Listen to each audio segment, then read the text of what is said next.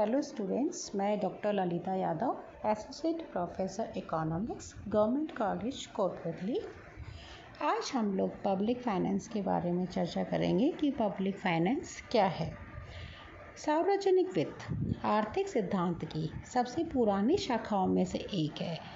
सार्वजनिक वित्त का संबंध सार्वजनिक प्राधिकरणों की आय और व्यय के समायोजन से होता है। लोक वित्त को सरकार की आय और व्यय के अध्ययन के रूप में परिभाषित किया गया है। आज हम फंक्शंस ऑफ पब्लिक फाइनेंस के ऊपर थोड़ा डिस्कस करेंगे। Functions of public finance. वैसे तो लोक वित्त का दायरा बहुत बड़ा है। आर्थिक क्षेत्र में, सामाजिक क्षेत्र में, सभी क्षेत्रों में लोक वित्त की भूमिका बहुत ही महत्वपूर्ण है, क्योंकि सरकार का कार्य क्षेत्र और आर्थिक जीवन पर राजकोषीय गतिविधियों का प्रभाव बढ़ने के साथ साथ लोक वित्त का महत्व बहुत बढ़ता जा रहा है। लोक वित्त के महत्व को लेके श्रीमती उर्मिला हिक्स ने कहा है, किसी राष्ट्र का कल्याण जितना उसके कारीगरों की कुशलता एवं श्रम तथा उसके सैनिकों की वीरता पर निर्भर है, उतना ही उसके लोक वित्त संबंधी प्रश्नों के सफल समाधानों पर भी निर्भर करता है। 19वीं शताब्दी तक लोक वित्त का कोई विशेष महत्व नहीं था, क्योंकि उस युग की सरकार आर्थिक क्रियाओं में हस्तक्षेप नहीं करती थी। उस समय अर्थशास्त्री हस्तक्षेप की नीति के समर्थक थे और उनका मानना था कि सरकार को अपने नागरिकों के जीवन में कम से कम हस्तक्षेप करना चाहिए। सरकार का कार्य केवल देश की आंतरिक एवं बाह्य सुरक्षा करना है, संचार एवं विदेश नीति तक ही सीमित होना चाहिए। किंतु 20वीं शताब्दी में कल्याणकारी राज्य की धारणा के उदय के परिणाम स्वरूप सरकार का लोक वित्त के प्रति दृष्टिकोण पूर्णतः बदल गया और 21वीं सदी में सरकार आर्थिक विषयों में अपना हस्तक्षेप इतना अत्यधिक करने लगी है कि यह कहा जाए कि जनता ने अपना उत्तरदायित्व अपने कल्याण एवं हितों की पूर्ति हेतु उनके द्वारा चुनी हुई सरकार को दे दिया है। इसके साथ ही सरकार जनता के उन सभी तथ्यों पर अपना ध्यान केंद्रित करती है ताकि किसी आवश्यकता के समय उनकी मदद की जा सके। इसीलिए आज हम लोक वित्त के कार्यों की चर्चा करेंगे कि सरकार मुख्यतः कौन कौन से कार्य करती है। मुख्य तौर पर हम लोगों ने 5 कार्यों को यहाँ पे लिया है, जिन पर हम डिस्कस करेंगे। रक्षा, कानून और व्यवस्था, आर्थिक विकास, आर्थिक असमानता को कम करना तथा क्षेत्रीय असमानताओं को कम करना, यानी defence, maintenance of law and order, economic growth, reducing inequalities, reducing regional inequalities. इन सभी पर हम संक्षिप्त में थोड़ी थोड़ी चर्चा करेंगे। फंक्शन ऑफ पब्लिक फाइनेंस, उसमें हम पहला बिंदु ले रहे हैं डिफेंस, यानी रक्षा। किसी भी देश की सरकार का यह आधारभूत कर्तव्य है कि वह जनता को विदेशी आक्रमणों से बचाए तथा आंतरिक अशांति और व्यवस्था से उसकी रक्षा करे। अतः इन उद्देश्यों की पूर्ति के लिए किया जाने वाला राजकीय व्यय उचित और न्याय संगत माना जाता है, क्योंकि सुरक्षा के अभाव में शांतिपूर्ण एवं न्याय संगत नीतियों को अपनाना चाहिए। आज भी देश की सुरक्षा में सबसे अधिक रक्षा व्यय पर ही खर्च होता है और सरकार का सबसे महत्वपूर्ण मंत्रालय रक्षा मंत्रालय ही होता है, क्योंकि इसके द्वारा ही देश के नागरिकों की सुरक्षा की जाती है। यदि उचित और न्यायपूर्ण नीति का अवलंबन किया जाए तो विदेशी आक्रमणों के भय के कारण सेना और आंतरिक भय के कारण पुलिस आदि पर अविवेकपूर्ण व्यय कम करना पड़ेगा।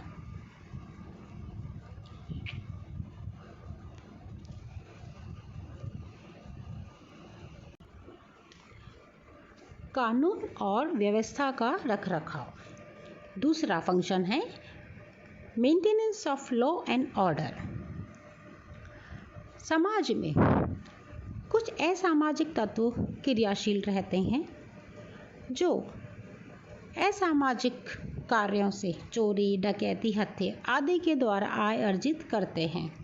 अतः जनता को असामाजिक तत्वों से सुरक्षा प्रदान करना भी सरकार का मुख्य दायित्व होता है।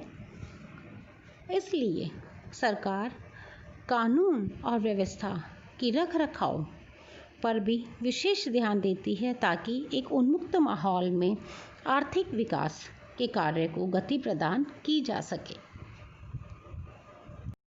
जो मुख्य कार्य है वो है आर्थिक विकास। एक आधुनिक राज्य की मुख्य जिम्मेदारी केवल सामाजिक व्यवस्था को संरक्षित करना नहीं है, बल्कि इसे सभी तरह से सुधारना है।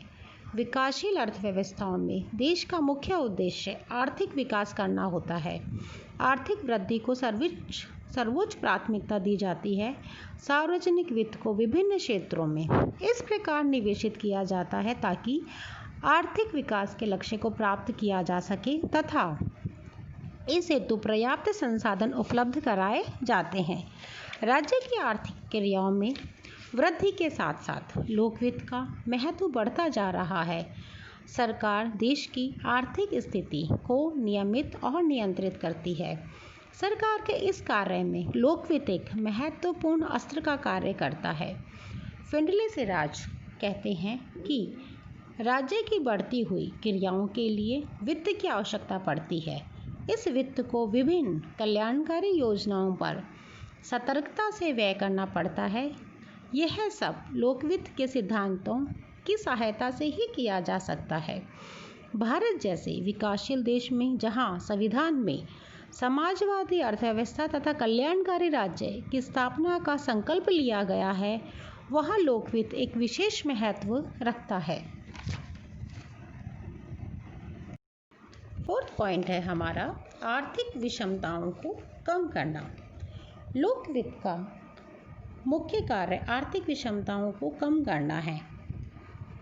आर्थिक विषमताओं को कम करने में इसका बहुत ही महत्वपूर्ण योगदान होता है। यह धनी वर्ग की आय और संपत्ति पर बाहरी कर आरोपण करके और इस आय को निर्धन वर्ग पर व्यय करता है। ऐसा करने से आर्थिक असमानताओं को कम किया जाता है। आर्थिक विषमताओं को कम करने में प्रगतिशील करारोपण की नीति को अपनाया जाता है, जहां अधिक आय वर्ग पर अधिक कर लगाया जाता है तथा जो निर्धन वर्ग है उसको निःशुल्क चिकित्सा, शिक्षा, वृद्धावस्था पेंशन, विधवा सहायता आदि तरह की सहायता दी जाती है ताकि लोकवित्त की सहायता से सरकार धन को अमीरों से गरीबों की ओर हस्तांतरित कर सके, या हम ये कह सकें कि अमीर और गरीब के बीच की खाई को पाट सके। फिफ्थ पॉइंट है हमारा क्षेत्रीय असमानताओं को कम करना। भारत जैसे विशाल भूभाग में कुछ क्षेत्र अधिक विकसित हैं, प्राकृतिक संपदा की दृष्टि से भी बहुत संपन्न हैं, तो कुछ क्षेत्र कमज़ोर हैं। अतः सार्वजनिक वित्त के माध्यम से क्षेत्रीय विषमताओं को कम किया जा सकता है। कम विकसित व आर्थिक दृष्टि से पिछड़े हुए राज्यों को आर्थिक सहायता देकर, करों में छूट देकर इस असमानता को कम करने का प्रयास किया जाता है ताकि आर्थिक दृष्टि से पिछड़े हुए राष्ट्र भी आर्थिक विकास के कार्य में अपनी महत्वपूर्ण भूमिका निभा सकें। वैसे तो फंक्शंस ऑफ पब्लिक फाइनेंस की अगर हम चर्चा करें, लोकवित्त के हम कार्यों की चर्चा करें तो इसका दायरा बहुत ही बड़ा है। आर्थिक क्षेत्र में हम लोग आर्थिक नियोजन में इसकी भूमिका को नहीं नकार सकते, क्योंकि आर्थिक नियोजन के क्षेत्र में भी लोकवित्त की भूमिका बहुत ही महत्वपूर्ण होती है। प्राथमिकताओं के आधार पर उनके विभिन्न क्षेत्रों में जन कल्याण के कार्यों को कैसे समायोजित करना है, यह सब लोकवित्त की कुशल प्रणाली पर ही निर्भर करता है। इसके अलावा पूंजी निर्माण में लोकवित्त का बहुत ही महत्व है। औद्योगिक विकास में, रोजगार के अवसरों में वृद्धि करने में, सामाजिक क्षेत्रों में, सभी क्षेत्रों में लोकवित्त का बहुत ही अधिक महत्व है। चाहे सामाजिक क्षेत्र हो, राजनीतिक क्षेत्र हो, कोई भी क्षेत्र हो, लोक वित्त की भूमिका को हम नहीं नकार सकते हैं। और हमने जिन 5 मुख्य बिंदुओं की चर्चा करी है, अगर देखा जाए तो ये सभी बिंदु इन 5 बिंदुओं में ही समाहित होते हैं।